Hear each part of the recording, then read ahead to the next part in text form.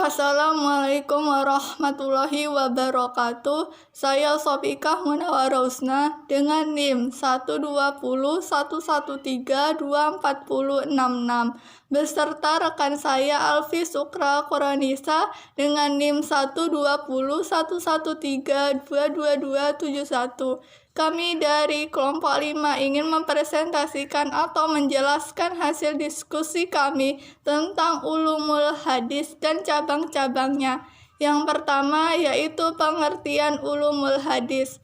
Ulumul hadis adalah istilah ilmu hadis di dalam tradisi ulama hadis atau Arabnya ulum al-hadis. Ulum al-hadis terdiri dari atas dua kata yaitu ulum dan al-hadis. Kata ulum dalam bahasa Arab adalah bentuk jamak dari ilm, jadi berarti ilmu-ilmu. Sedangkan al-hadis di kalangan ulama, hadis berarti segala sesuatu yang disandarkan kepada Nabi SAW, perkataan, perbuatan, takrik atau sifat.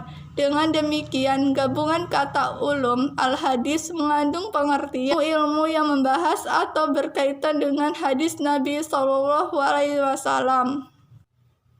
Secara umum, para ulama hadis membagi ilmu hadis dalam dua bagian, yaitu ilmu hadis riwayah atau ilmu al-hadis riwayah, dan ilmu hadis dirayah atau ilmu al-hadis dirayah. Yang pertama yaitu ilmu hadis riwayah.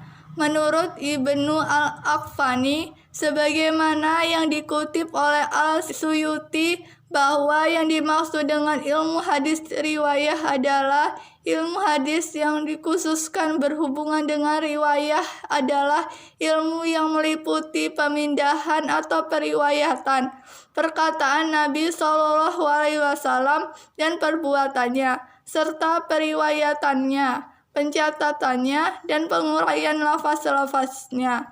Sedangkan tujuan dan urgensi ilmu ini adalah pemeliharaan terhadap hadis Nabi SAW agar tidak lenyap dan sia-sia, serta terhindar dari keliruan dan kesalahan dalam proses periwayatannya atau dalam penulisan dan pembukuannya. Selanjutnya yaitu dua ilmu hadis dirayah. Menurut Ibnu al-Aqfani memberikan definisi ilmu hadis dirayah sebagai berikut. Dan ilmu hadis yang khusus tentang dirayah adalah ilmu yang bertujuan untuk mengetahui hakikat riwayat, syarat-syarat, macam-macam, dan hukum-hukumnya, keadaan para perawi, syarat-syarat mereka, jenis yang diriwayatkan, dan segala sesuatu yang berhubungan dengannya. Baiklah, selanjutnya akan dilanjutkan oleh rekan saya, Alfi Sukra Koronisa. Baiklah, selanjutnya saya akan menjelaskan tentang perkembangan ulumul hadis. Pada dasarnya, ulumul hadis telah lahir sejak dimulainya periwayatan hadis di dalam Islam, terutama setelah Rasulullah memeluk Islam, terutama setelah Rasulullah SAW wafat. Ketika umat merasakan perlunya menghimpun hadis-hadis Rasulullah SAW dikarenakan adanya kekhawatiran hadis-hadis tersebut akan hilang atau lenyap. Para sahabat mulai giat melakukan pencatatan dan periwayatan hadis, namun mereka belumlah menuliskan kaidah-kaidah tersebut.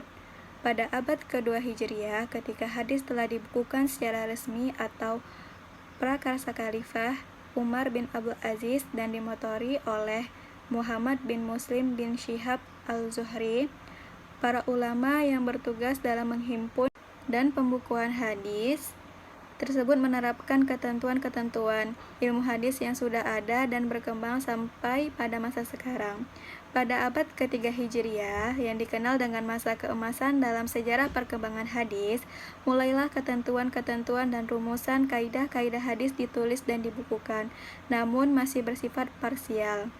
Pada abad keempat dan 5 Hijriah, mulailah ditulis secara khusus kitab-kitab yang membahas tentang ilmu hadis yang bersifat komprehensif. Pada abad-abad berikutnya, bermunculanlah karya-karya di bidang ilmu hadis ini, yang sampai saat sekarang masih menjadi referensi utama dalam membicarakan ilmu hadis. Selanjutnya, cabang-cabang ulumul hadis.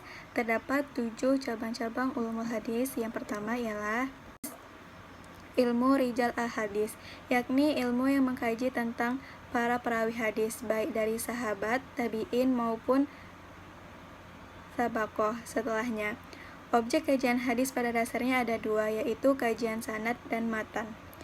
Lalu yang kedua ada ilmu gharib al-hadis. Dalam kitab Muqaddimah, Ibnu Salah menggambarkan tentang ilmu ini sebagai penjelasan mengenai adanya lafaz-lafaz yang tidak jelas yang sulit dipahami karena jarang digunakan.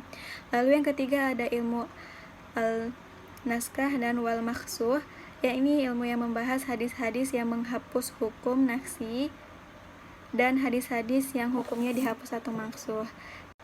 Lalu yang keempat ada ilmu talfiq al-hadis, yakni ilmu yang menjelaskan tentang cara-cara mengompromikan hadis-hadis yang dilahirkan tanpa bertentangan dengan hadis-hadis lainnya. Lalu yang kelima ada ilmu ila al-hadis, yakni ilmu yang membicarakan hadis-hadis yang secara zahir kelihatan sah, namun kemudian terdapat beberapa keliruan atau kesalahan di dalamnya. Kemudian yang keenam, ilmu as-sabab al-hadis, yakni ilmu yang menjelaskan latar belakang sebab-sebab atau konteks di mana hadis tersebut terjadi. Yang ketujuh ada ilmu al-jar wal at-ta'dil, yakni ilmu yang digunakan untuk menilai atau mengkritik para perawi hadis. Apakah perawi hadis tersebut memiliki reputasi yang baik, adil, thiqah, kuat hafalannya, suka berdusta, dan sebaliknya. Sekian penjelasan kami tentang ulumul hadis. Kurang lebihnya mohon maaf. Wassalamualaikum warahmatullahi wabarakatuh.